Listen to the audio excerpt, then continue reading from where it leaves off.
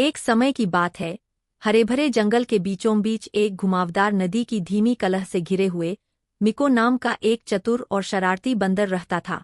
मिको ने अपने दिन एक बेल से दूसरी बेल पर झूलते हुए, जंगल के अन्य प्राणियों के साथ मजाक करते हुए और पेड़ों की चोटी पर प्रचुर मात्रा में उगने वाले मीठे फलों का आनंद लेते हुए बिताए। नदी के तट पर कर्ण नाम का एक चालाक मगरमच्छ रहता था।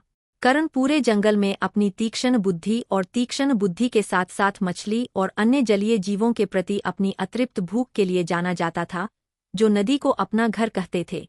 निवास स्थान और जीवनशैली में अंतर के बावजूद मिको और कर्ण ने एक अप्रत्याशित दोस्ती बना ली थी।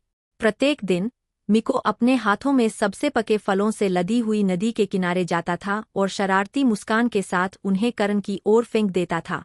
बदले में कर्ण मिको को अपने पानी के नीचे के रोमांच की कहानियों से रूबरू कराता था, जिसमें नदी की सतह के नीचे छिपे रहस्यमय प्राणियों और पानी के नीचे के साम्राज्य के रहस्यों का वर्णन होता था जिसे वह अपना घर कहता था।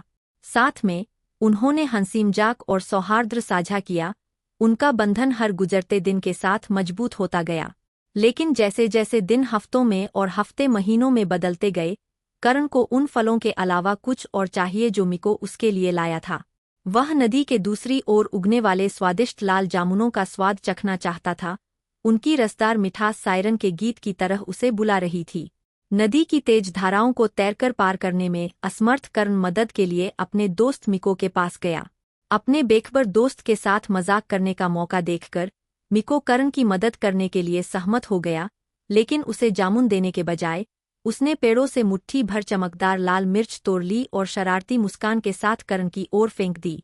मिको के धोखे से अनजान कर्ण ने उत्सुकता से मिर्च खा ली, यह उम्मीद करते हुए कि वे उन जामुनों के समान मीठे और रसदार होंगे जिन्हें वह तरस रहा था। लेकिन जैसे ही उसने तीखी मिर्च कुटी, उसके मुंह में तीखी गर्मी भर गई, जिससे वह दर्द और पीड़ा से छटपटाने लगा। अपनी गलती का एहसास करते हुए कर्ण ने मिको से मदद की गुहार लगाई। उसकी आंखों में पानी आ रहा था और मसालेदार मिर्च से उसका गला जल रहा था। बिना किसी हिचकिचाहट के मिको ने कार्रवाई शुरू कर दी। पास के पेड़ों से मुट्ठी भर सुखदायक पत्तियां तोड़ी और उन्हें कर्ण के पास फेंक दिया, जिसने कृतज्ञतापूर्वक उन्हें चबाया और अंततः उग्र दर्द से राहत पाली। उस दिन से कर्ण ने अपनी लालसाओं में अधिक सतर्क रहना सीख लिया, जबकि मिको ने ईमानदारी और करुणा का महत्व सीखा। और भले ही उनके बीच मतभेद रहे हों, बंदर और मगरमच्छ के बीच का बंधन हमेशा की तरह मजबूत बना रहा, जो नदी के किनारे हरे भरे जंगल में दोस्ती और क्षमा की स्थायी शक्ति का प्रमाण था।